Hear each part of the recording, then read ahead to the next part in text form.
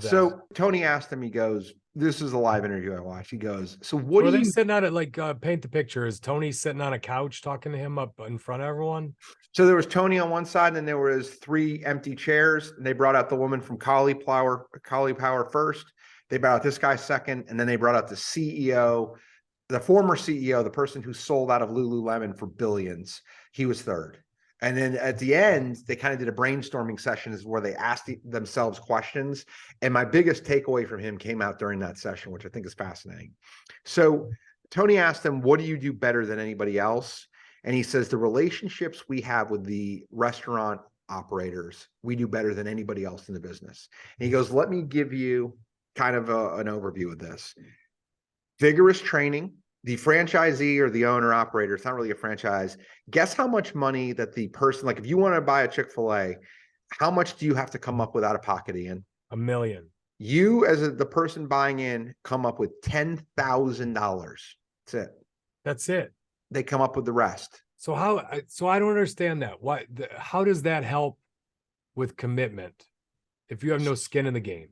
So I think what they do is they hire people. They don't go after celebrities that own 100 of these things like Papa John's or Domino's or Subways. What they do is they want someone who's got 10 grand, who's worked hard to save it and values the opportunity. Guess what annually, I'll get this. These aren't franchises. That's fascinating. These really aren't operators. These are employees. These are owners. All you can do is put $10,000 into owning a business, so to speak, and they're putting up the rest. You're an employee. It's like kind of like giving a 30-year mortgage out. They know you're going to be there a long time. So let's go into that. Annual sales, their average store. So this is their average store, and they have 4,000 stores. Annually, what would you guess they make in annual sales? I have no idea. Just throw a number at it. Annual sales in one store, given day, 10 million, 15 million. You crushed it. 9.2. Okay. 9.2 million. To put this in perspective for you, like when I worked at the Outback, but it was in the 90s, it was 25, 30 years ago, like 4 million a year for a high, back then it was a high ticket fast food place. Like they are so efficient. 9.2 million. Like you can't go there and there not be a lot. Incredible, because they're not big stores. That's it. $10,000 is the down payment. That's almost all drive-through these days. Almost no. I'm going to get to that statistic in a second. It's fascinating. So guess what the average operator, the store operator, makes annually? 10 million in revenue. How much do they make?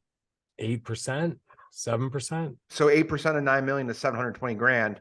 You're pretty close. 600,000. Okay. But if you're only putting in 10,000, that's a damn good return. That's incredible. Right. But I don't think, like, I was thinking about this, like, can I go up to them? Can I go buy one for 10? I'll give them 20 grand right now. I got it in my pocket. But like, I don't think they're going to let people like us do it. They don't want you to do it because you would try to outsource everything, and they're looking for culture stewards. That's right. They want your ass in the restaurant every day, 6 days a week.